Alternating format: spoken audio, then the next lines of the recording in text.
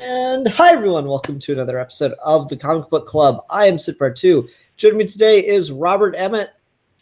Up the matriarchy. And Terry. Yeah, hi. Back again. So here we are to talk about Wonder Woman Earth 1 by popular demand, even though only 2 people showed up to talk about it, which is kind of amazing. So I really enjoy Wonder Woman Earth 1. I hear a lot of people complain about it. Here's my hot take. This is one of Grant Morrison's best stories, and that's saying something, given how much good stuff Grant Morrison has written over the years. What are your guys' general thoughts on it? Why don't we start out with Terry? Yeah, so I'm a bit conflicted.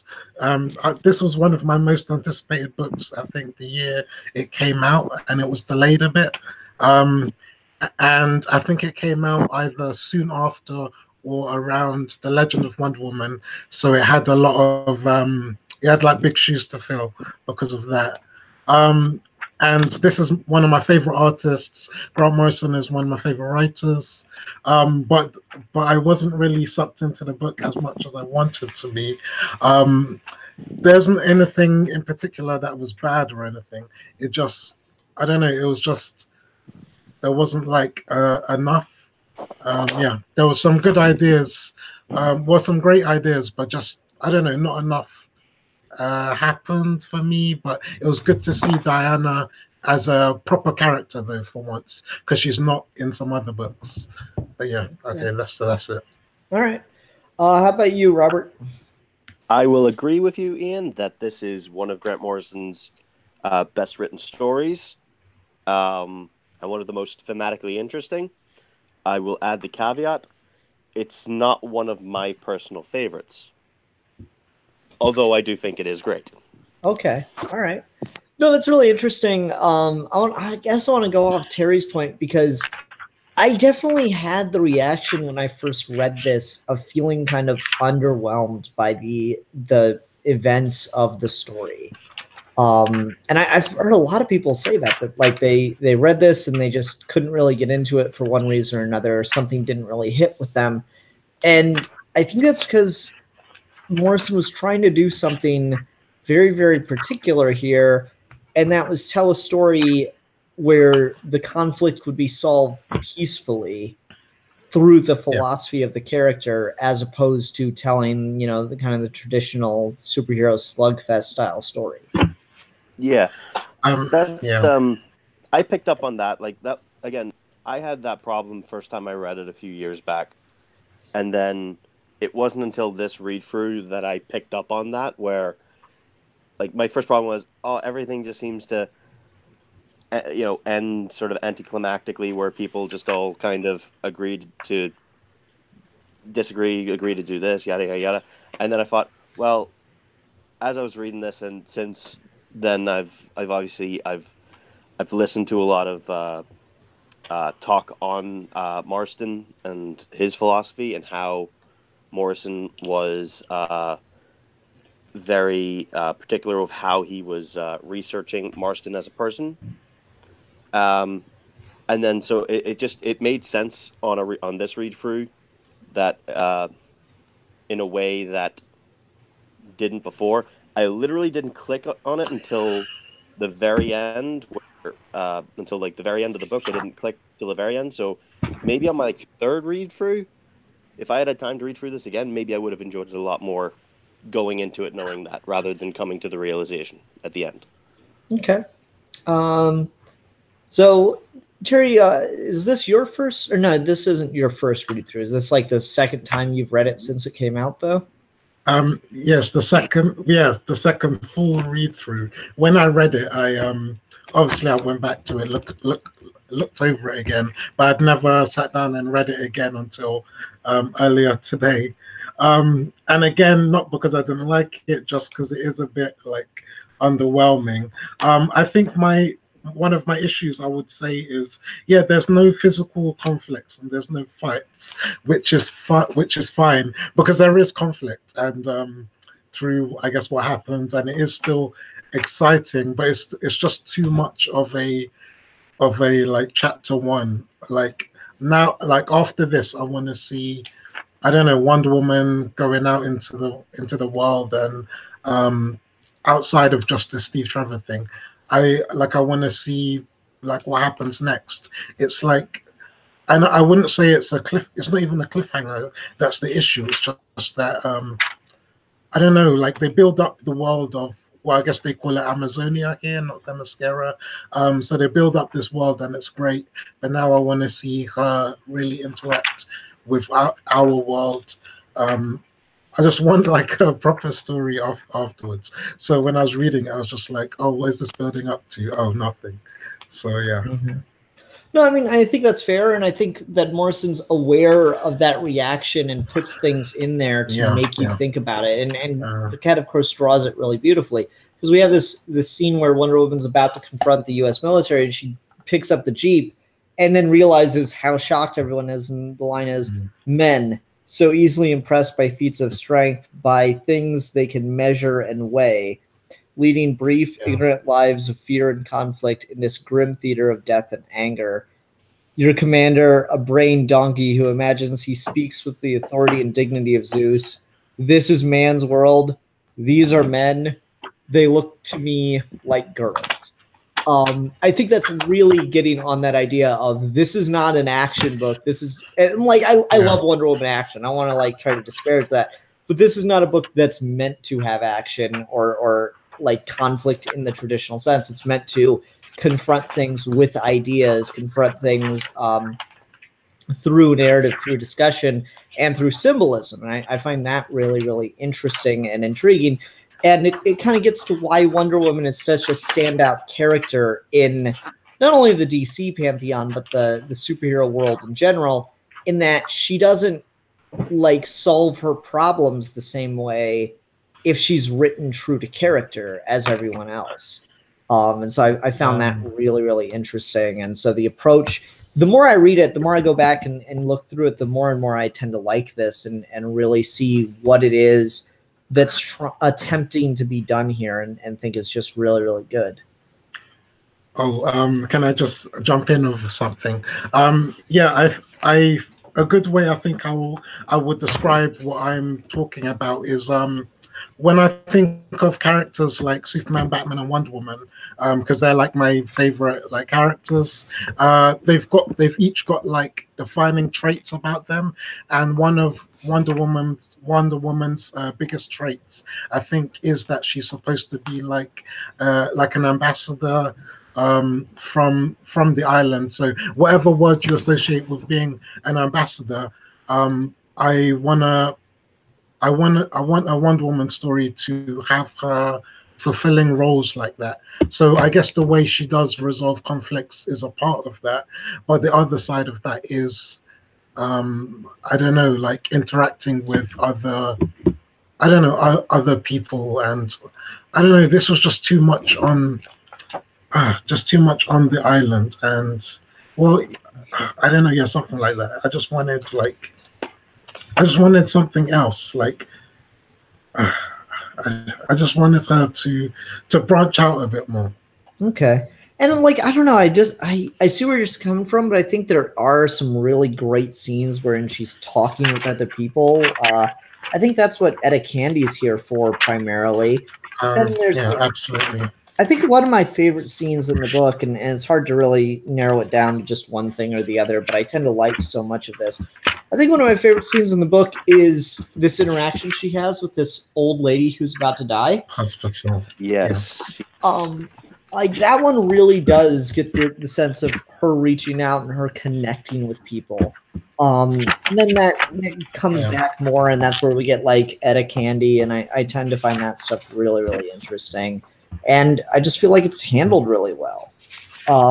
Like this is her meeting people from man's world, as opposed to, and I guess that kind of goes hand in hand with the idea of it being an origin story.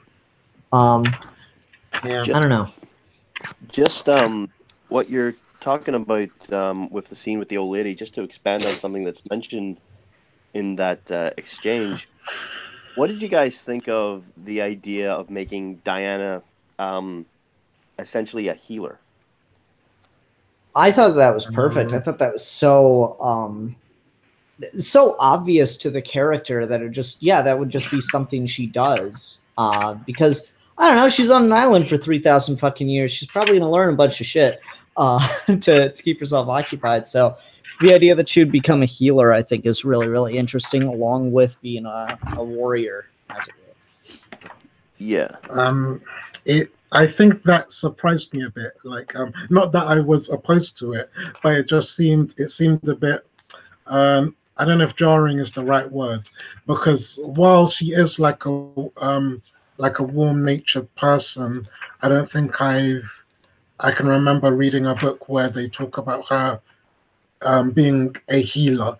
So I don't know, and because in this book it doesn't seem like she is a warrior necessarily. Obviously she is, but that's not a role that she fulfills. So it just seems odd. It seemed surprising to me that she had another role that was her, that she considers a primary role, being a healer. I don't know. Like, I guess, yeah. Just to repeat what I said more clearly, I understand she always has qualities of a healer, but there's never been a primary descriptive role. So it was surprising to me, and I didn't have a problem with it, but I don't know. It was just, I don't know. Actually, I don't even think I don't know. It was just surprising. Sorry. Okay. Yeah, but like, I think it's something that's always like been in the subtext of the character, in that like she goes out into man's world to heal it of, like, you know, the sort of the cruelties and injustices of Yeah. of society and stuff like that. Yeah. And that sort of that combines, like, that mission statement combines aspects of being a healer and being an ambassador, Yeah. and stuff like that. And I feel that making it the actual, not making it subtext, but making it actual part of the text, this was quite interesting. Actually, yeah, it builds a good foundation for the next book. So Yeah. Yeah. Especially since this book ends with her going up, oh, man's world, we need to talk. Yeah, at that point, Yeah, like the yeah. meta text just kind of becomes text, right? When you get to the end of the book like that, and it's just such a like handing you over the story and saying, yes, now we need to have the conversation about what it is Wonder Woman stands for, what it is that has been established, has been said in this. And I found that really interesting. So I talked about one of my favorite scenes. Did you guys have anything that stood out to you as a scene you really liked? I'm trying to find it here. Okay. Go ahead, Terry. Right. The jousting on kangaroos. I'm sorry. It's just, it's a stupid, silly thing, but I love it. No, that's good. Yeah, I didn't expect that. Yeah. I like the battle kangas. I miss the battle kangas. That should be more of a thing in comics. I love the fact that Tom King brought them up as well in one of his story arcs. Yep. Oh, really? Yeah. Yeah. In the Wonder Woman story, she says she misses Jumpa, her pet kangaroo. The one in the Batman thing. Yep. When they team up. Okay, yeah. I forgot the kangaroo Jumpa. That's amazing. I got the DC Super Pets Jumpa stuffed animal. That thing's adorable. Ian, I will bet you a Coke. That because Tom King has mentioned in Sanctuary that it was designed by Batman, the technology was supplied by Superman, and Wonder Woman kind of runs the sort of the treatments and stuff. I will bet you a Coke that a Purple Ray will show up in Sanctuary and Heroes in Crisis somewhere. That'd be awesome. I'd love for the Purple Ray to show up. How about you, Terry? You got a favorite scene in this? Okay, well, this isn't a scene, but I do want to just talk about the islands. Like, I like the blend. I like that they're a highly advanced, like nation. So I like the blend of like magic and technology, of like all of the planes, the purple ray, the I don't remember what they called them, the jet cycle type, sky cycles or whatever they were called. Those were cool. And I liked after the initial scene of the book, which we haven't spoken about, where there's a double page spread of Amazonia or whatever, oh, Paradise Island, and it looks quite beautiful, and you can see Yeah. all of the sky cycles and the flying Mhm. ships and stuff like that. I completely agree. That's just- actually one of my favorite transitions in the book. and the page just after that as well. Yeah, Yeah. it's great stuff. I actually do really like the first, couple pages of this, how we have the scene with Hercules, the moment of liberation for the Amazons, and then you get like them praying to Aphrodite to be removed from man's world. And then you get the flip and it's 3,000 years later and you see how much progress has been achieved under that. That is really, really interesting. And it's just such a absolutely jaw-dropping kind of transition to throw it in that way, because not only does this place look like Paradise Island, you're right, the way they showcase the technology, the sky cycles, the invisible jet, all that stuff, it's just really, really cool. It gives you this just immediate sense of awe that I really, really appreciated.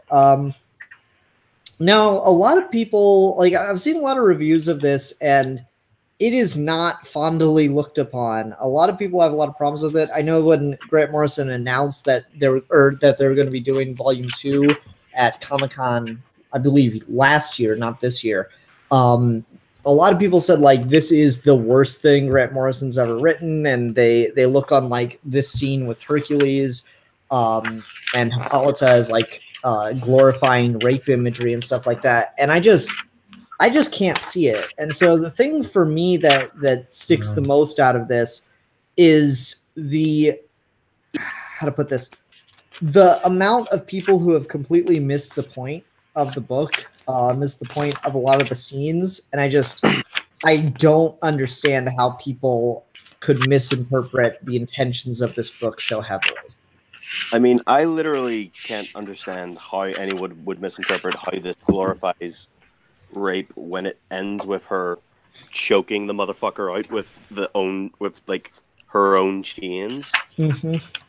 Like, I honestly can't see why people would. I think it's I think whenever rape comes up in a book, that's already a big topic. So before you've even seen how it's done, people are going to react, and because it's a man writing it, that's another reason why people will react. And it's a Wonder Woman book, so all of those things together, it's a lot of red flags. So people will have like a gut reaction against it. And the first page is quite well. It's not graphic because you don't see any rape, but I mean, it's Hercules is all looking stuff like that. Although, well, then later confirmed. Whenever Diana's parentage is revealed, it is kind of confirmed what happened.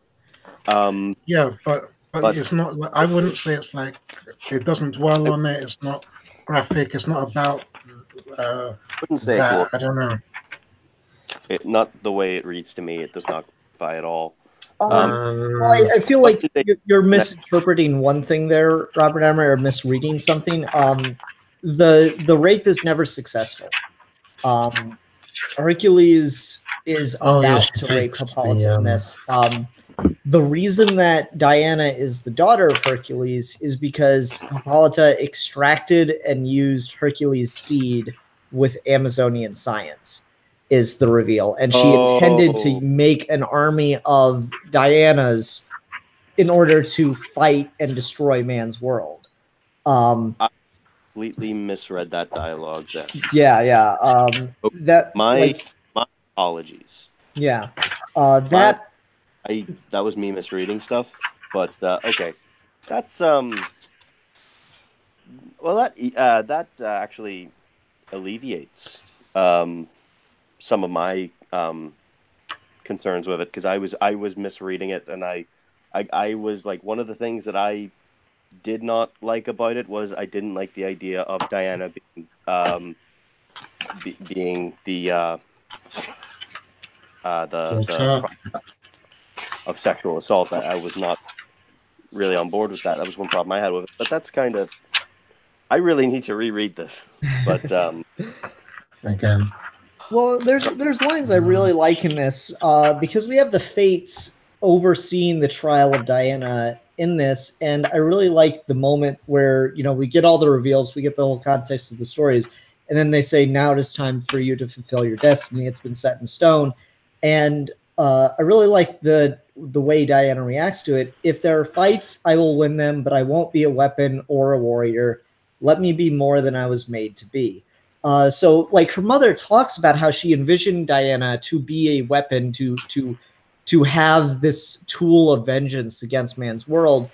And then just the fact that she had to raise a child immediately softened her heart to that, because she couldn't see Diana as just a weapon anymore.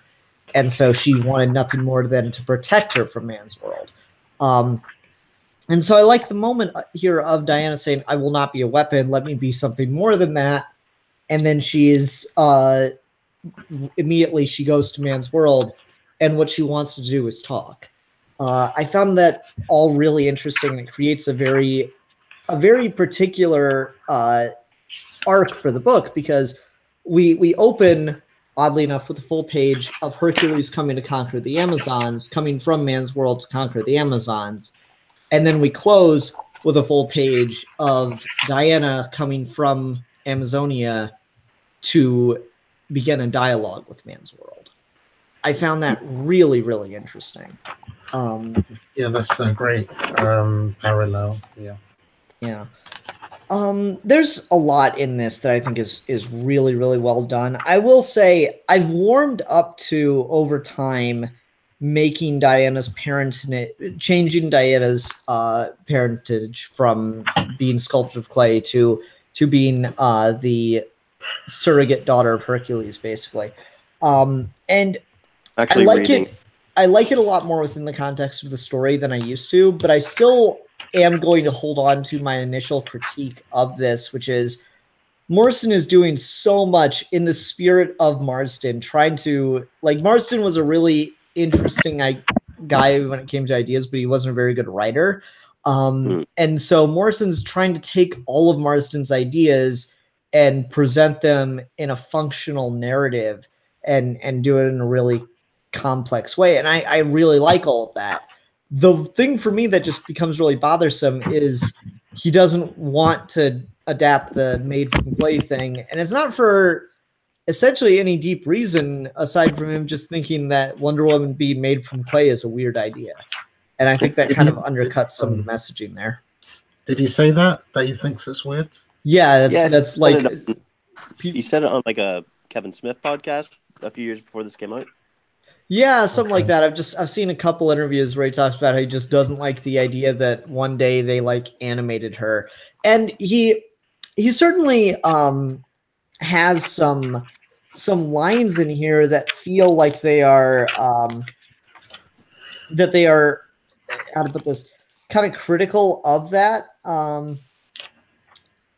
Yet Abal to my queen, I was submitted to my sisters for trial by truth, yet how was I permitted to testify when I am a doll made of clay and given life by gods I have never met? So he's very critical of that and just showing how weird he thinks that is. And I know other writers have kind of pointed out that it's weird. Like there's I don't agree with that though. Yeah, there's been stuff where like Diana wasn't the only child on Themyscira, and like the other children made fun of her for being clay. Like they would call her clay, they would call her dirt. And so there've definitely been things that comment on the strangeness of the clay origin, but I feel that undercuts the tension behind it, which was to create a female hero that was ultimately female in that she did not even require male action for her birth. Is kind of the original intention behind it, and I kind of like that aspect of it. Yeah. Hi, Manos. I'm reading the line here, and I'm seeing why I misunderstood. I need to know so Diana, I need to know of what substance was I made. Hippolyta, I took egg from my womb and seed from the loins of the man god Hercules, blended in my alembics, seasoned with my fury. I completely misunderstood and misread what that meant. I thought that was just speaking poetically and stuff like that. So I have no idea what an alembic, I can't even pronounce it, is. So, right. Well, that does actually kind of lift my major sort of like misgiving with the actual origin. The idea of Diana being designed initially as a weapon is interesting, given where she ends up, and what the character is fundamentally about. Yeah, because Diana, Wonder Woman is of course not a weapon. She's the exact opposite. She's a ambassador for peace, and in this specifically, also a healer. So, like, you know, I really do need to give this another read. But I'm gaining a greater appreciation for it while discussing it, at least. So this is all very good stuff. Cool. Just going back to the wee prologue, I like what Morrison and the artist do here with doing a side by side with like the vase sort of art from the that you would see in a lot of like, you know, the hieroglyphs. I don't know what the term is. It's mostly like Greek pottery. The Greeks had amazing imagination and horrific ability to portray their ideas artistically. It's kind of hilarious. Like Greek mythology is littered with a lot of just horrible, horrible stuff. But so we have that, but also in the style of Greek theater, while we're having the trial is in an amphitheater. And the theats serve a similar role as the chorus would in a Greek theater, where they're kind of like, you know, part of the action, but not really part of it. They're narrating it, but they're also providing insight and commentary in the scene. So a bunch of different Greek art forms together to tell the story about a character with such ties to Greek mythology. And one thing on that is I find it really interesting the way in which this is written as far as the dialogue and the narration. This is not in the tone of a modern day comic book. It's not even really in the tone of a Golden Age comic book. The speech patterns here are very much in line with classic Greek theater. Of sisters three, I the eldest, Atropos. Clotho am I, we're called, we come to witness, and Lynchus, beware. Round, and like, I'll just read random ones. Bound thus by truth lasso, henceforth you may tell no lie, let the trial commence. Like, all these things are just, it's very, very old world style dialogue. And there are occasions where it's, of course, slips into modern storytelling, but that's when it's modern people talking. So you got like Steve Trevor and Etta Candy, obviously, speak in a more modern tone, but that makes it makes sense. So like really a lot of this feels trapped in a time. And that's really, really cool how that all works out together. Can I just say also, Etta Candy has my favorite line. Oh, which one's that? Lesbians with a side of bondage? Science fiction lesbians with a side of bondage? paradise island of science fiction lesbians with a side of bondage. Honey, I'll drink to that. Woo woo. And then Diana, her response to that is, science fiction what? And like, the Amazons don't have a word for lesbian because to them that's what it is. That's what everything is. They don't like heterosexuality, not a thing over there. So they're just like, wait, what? What's that? Oh, is that what you call it here? Cool. Yeah. I really do like that idea. It's such a small little detail, but it really does say a lot about this world. And also, I just think Etta Candy and this is a lot of fun, where she, like, Wonder Woman's ex comes by and calls her a domesticated cattle. And Amazonia has class bitches too. That's a bummer. Kind of spoiled my fantasy. You know, I mean, girl got sass. All I'm saying is like, I really like that about Etta Candy, and you know, again, to talk about the like reaction that this has had. Obviously, all the Amazons see Etta Candy and they say stuff like her body mass is grossly deformed and all this stuff. And I've heard people go like, "Oh, they're fat shaming Etta Candy," and I'm like, "No, that's showing that Amazon society is not perfect. It's attempting to demonstrate that, like, as above classic Greek society as they were, and above certain aspects of current man's world as they've still internalized some things, some old world views, some problematic viewpoints, and it's continued to be a problem for them. So they're prejudging people, and so they don't have the idea that someone can be fat and be accepted, that like it's disgusting. And that is a very Greek idea that isn't necessarily fixated on man or woman. That was just, if these come from a Greek society, that would be an idea that may linger on. And so I like the way that Wonder Woman needs to transcend her own society here. And like the Greeks, that's obviously. Go ahead, Terry. Oh, sorry. Well, I just wanted to say that ties in a lot with something I wanted to talk about. Going back to the origin just for a sec.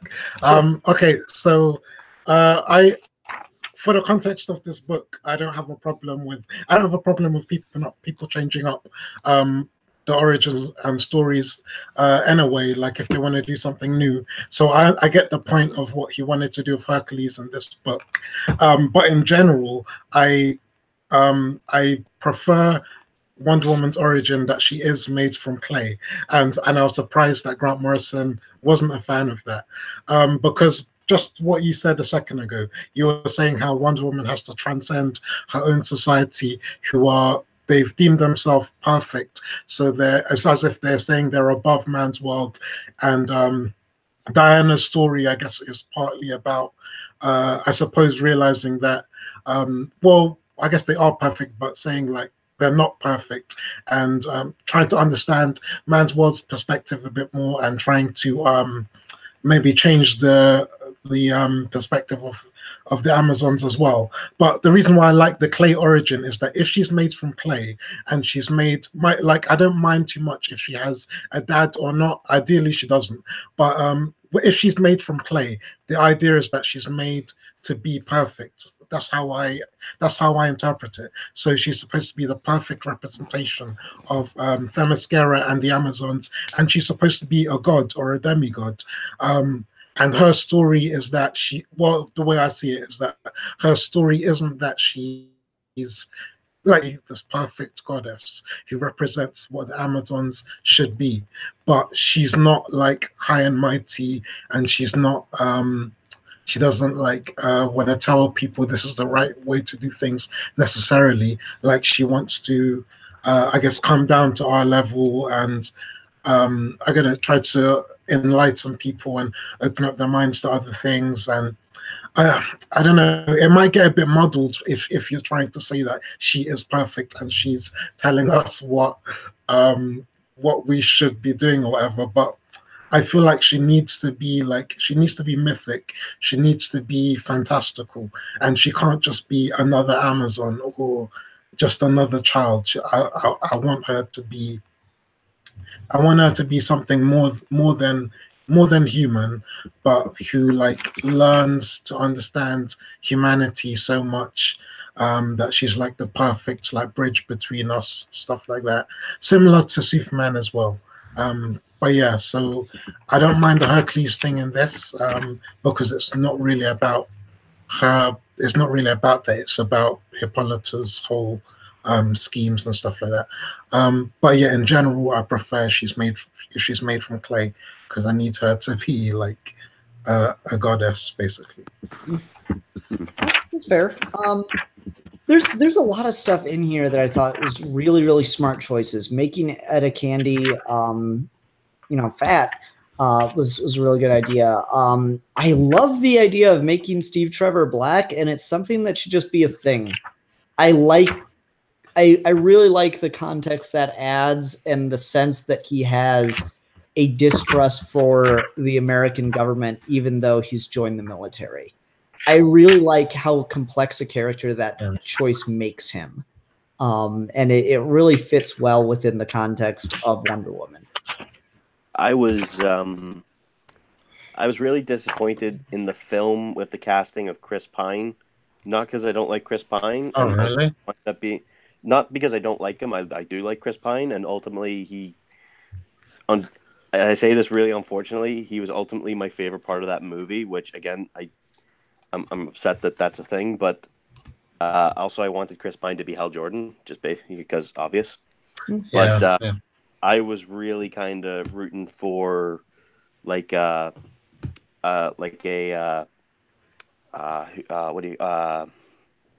Idris Elba or something for Steve Trevor in pretty nuts.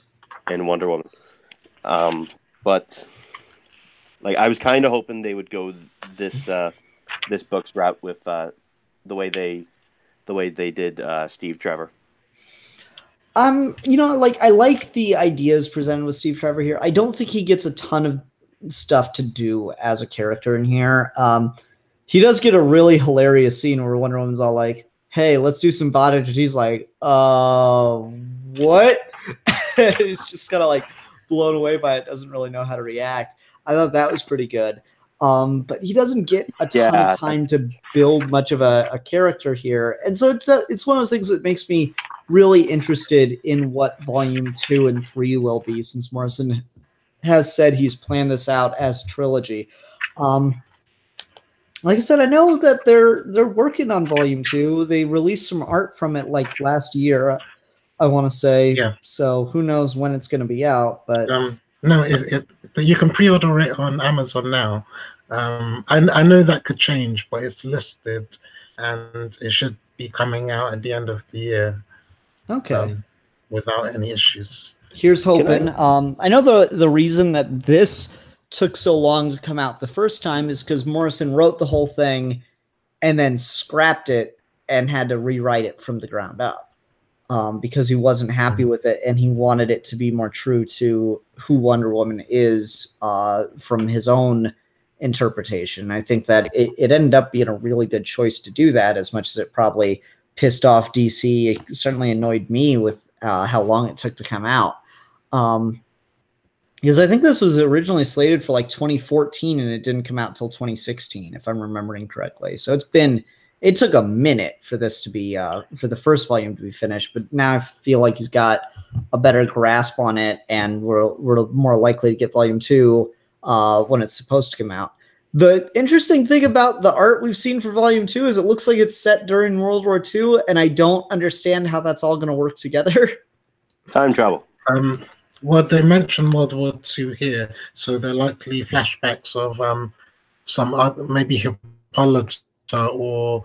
Oh, wait, no, she's 3,000 years old. So she was in... she could have been there as well. Because they mention World War II in this. So maybe... Oh, no, but she's never met a man. So, yeah, maybe it's someone else who... they encounter the Amazons in World War II, but not Diana. And maybe they're hiding something, and I don't know, maybe the story is about uncovering some truth or whatever. Who knows? I mean, it's an interesting idea. I'm curious to see it. it's been a while since I looked at the preview art, but I remember seeing like biplanes from World War II, and I'm pretty sure that the Amazons were like playing baseball. And I'm like really excited for the baseball scene. I got to be honest with you. Comic book characters playing baseball is just like my crack. I can go for that all day.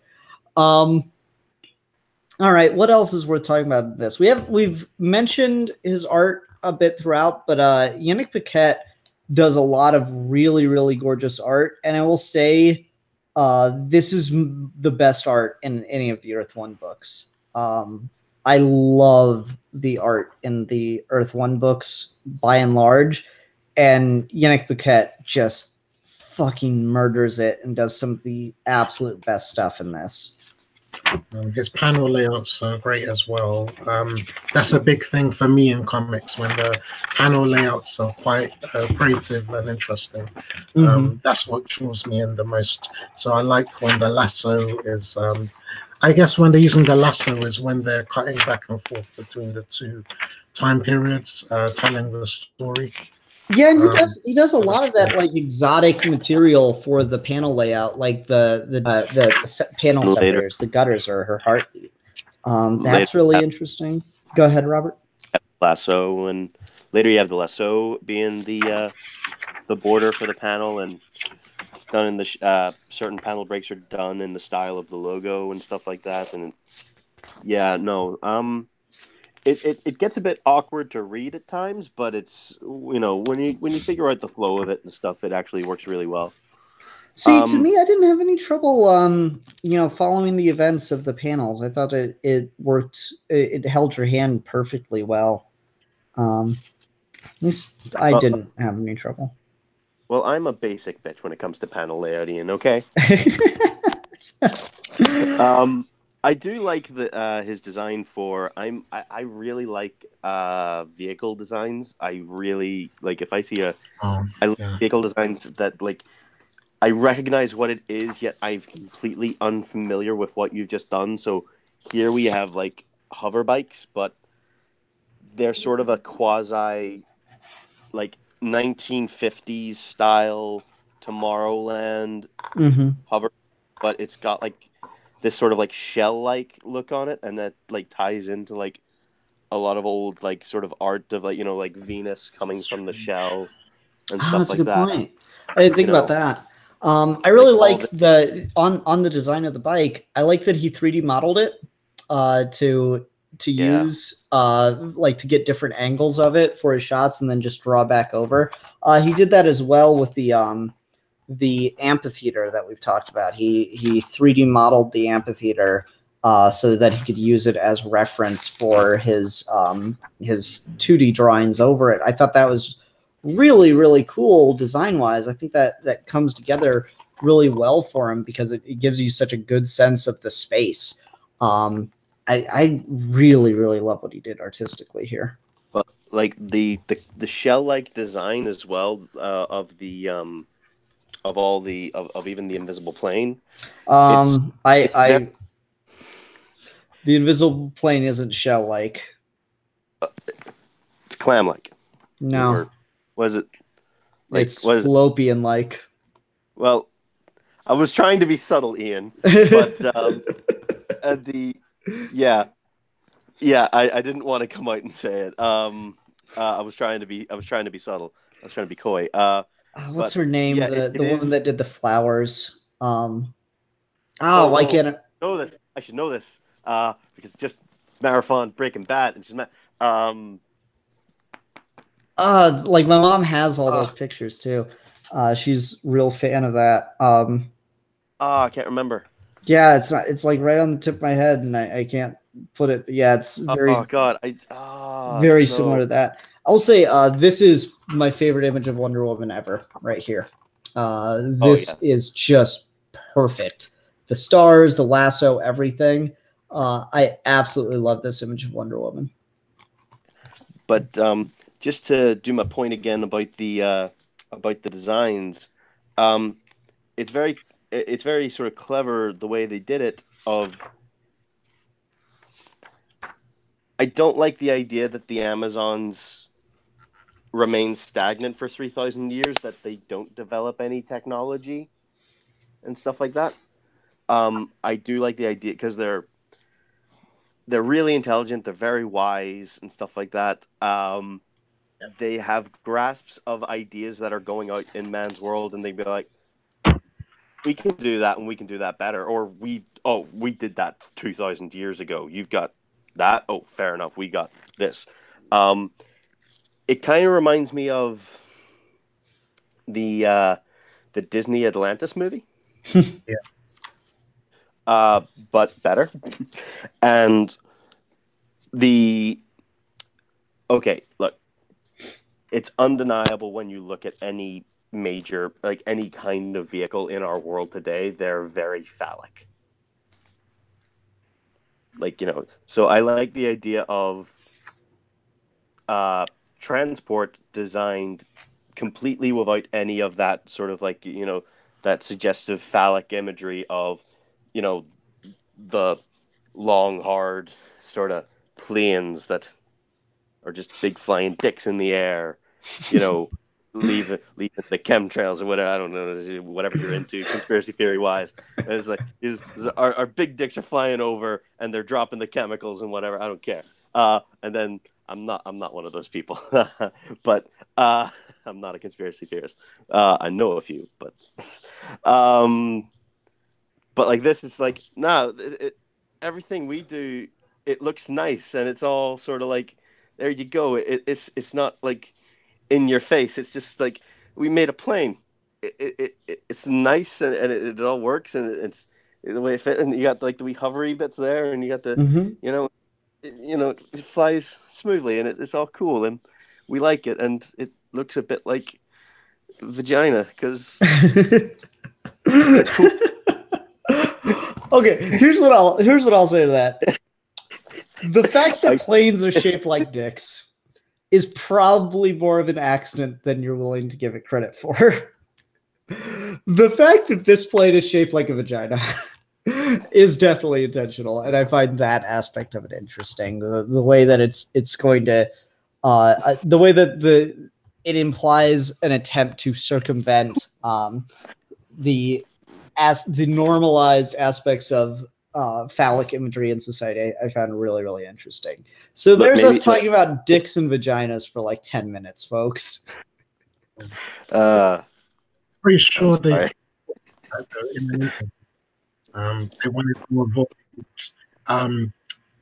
the influence that we would have in the real world. Because I'm sorry, you were cutting out there. Didn't really catch much of that. I just said I'm pretty sure there were interviews where they spoke about just that, where they wanted to avoid like the architecture of, I guess, the real world. They wanted to use more natural forms, like I guess women and stuff like that. No, that makes sense. And so, like, I didn't think about that extending to the architecture. So now I want to look over Paradise Island a lot more. And there's definitely a lot of like flying towers and stuff, but they all have rounded tops.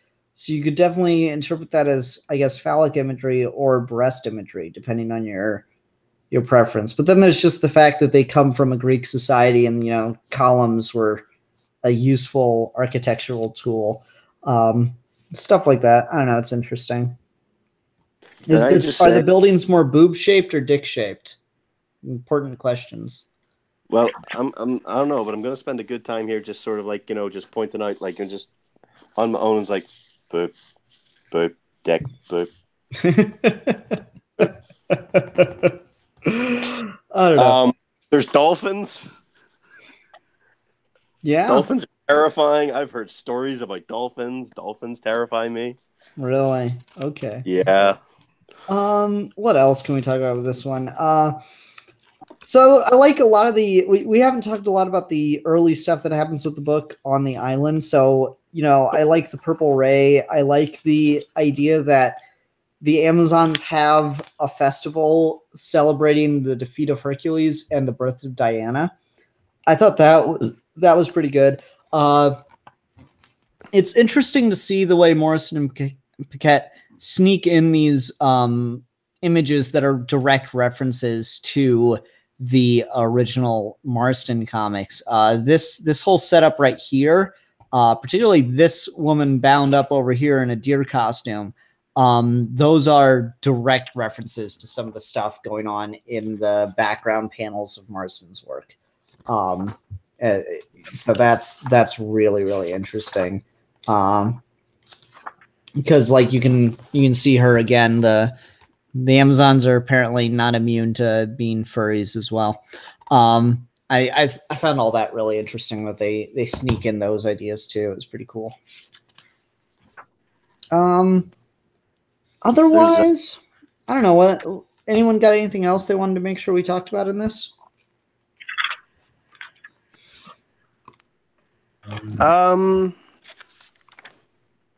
Okay, I kind of have a problem with how quickly she learns English. Okay. I like the explanation of like, oh, you learned English very quick, and she just says, "Well, I listen," and I don't know how I feel about it because I'm kind of like, the explanation in the movie is very weak as well. Because they're like, oh, well, like the explanation in the movie is like, oh, well, we speak all these languages because like all your languages have a root in ours or whatever. I was like, yeah, but like if you study languages, you would know that like English now compared to English over in England about 1,000 years ago sounds not. If I went back in time 1,000 years and I started talking to people, they would not understand what the fuck I'm saying because modern English is not the same as back then English. Mm-hmm. And so I'm just kind of like, you're from a different country and also very different millennia. You're like, there would be a bit of time before you'd pick up I guess I would have liked it if there was like, oh, well, the like maybe if the lasso, because they have the mention that the lasso translates Steve Trevor's language for the amphitheater. So I would like the explanation of like, what if like all the Amazons wore like lasso of truth bracelets that translated for them or something like the TARDIS, and so Amazons can't tell lies. But yeah, no, I gotcha. I think that worked a little bit better for me, just because. My problem is there is a better explanation in the final 5 pages of the book than is given earlier in the book for why she learns. That's fair. And I mean, to be fair, she doesn't like completely learn English right away. She doesn't learn it until she's alone with Steve Trevor in the plane. But more generally, I'm going to say I like it because it demonstrates that Diana's genius, that she can pick up a language just by hearing it enough. I don't know if that's enough to really satisfy much, but I liked that. It worked for me. I don't know. It's one of those things where it's not as dumb as like magical leaves blowing in Pocahontas, so I'll take it. Yeah, but that movie's terrible. So like, yeah, like you're punching down there, like, you know.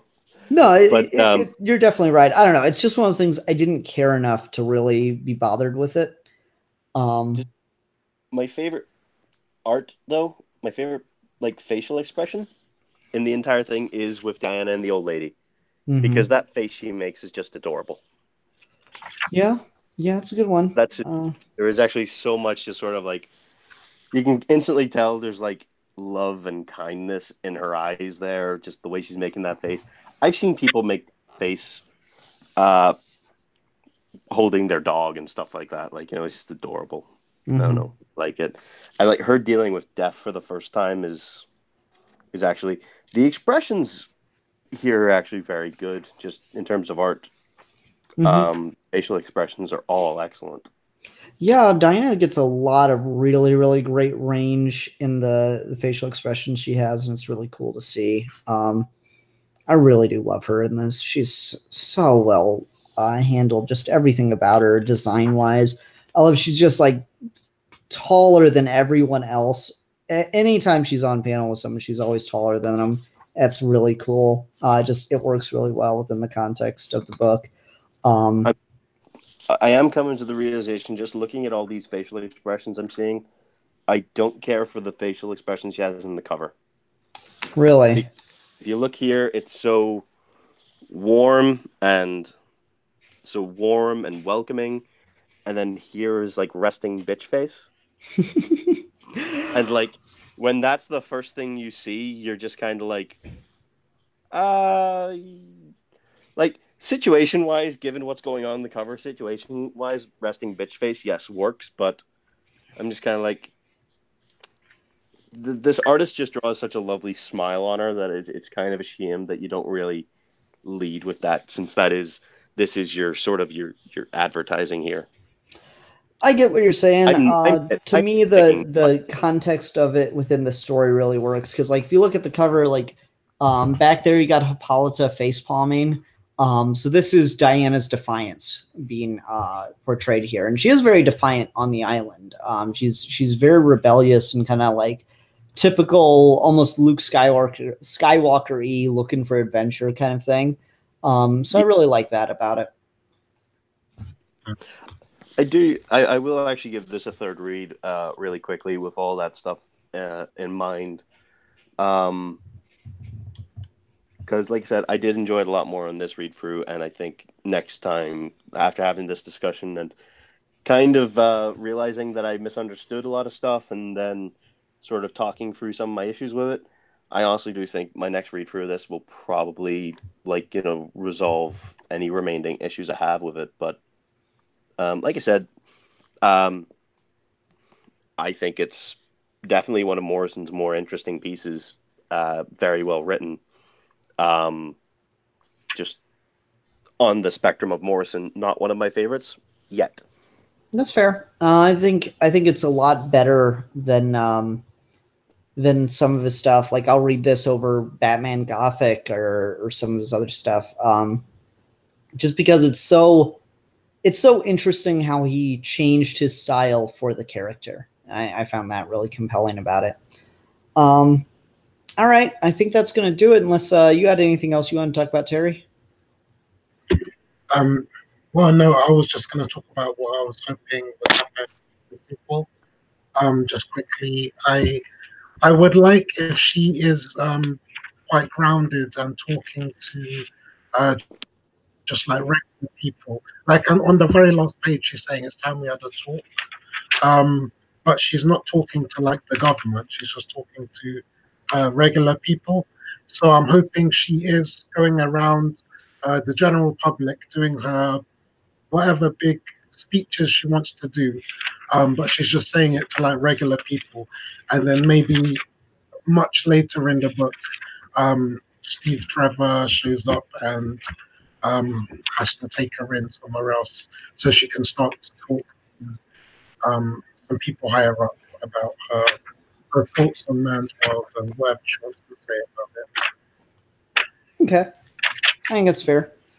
All right, well, everyone, thanks very much for watching. There will be another voting video for the next episode. We'll be back onto a Marvel month with the next voting video on next Saturday, as well as next Saturday there will be another live stream of Vac and I's show where we talk about the top books of the month. So hope to see everyone there. Hope everyone had a good time here, and see you on the next episode of Comic Book Club, everyone. Bye. Bye.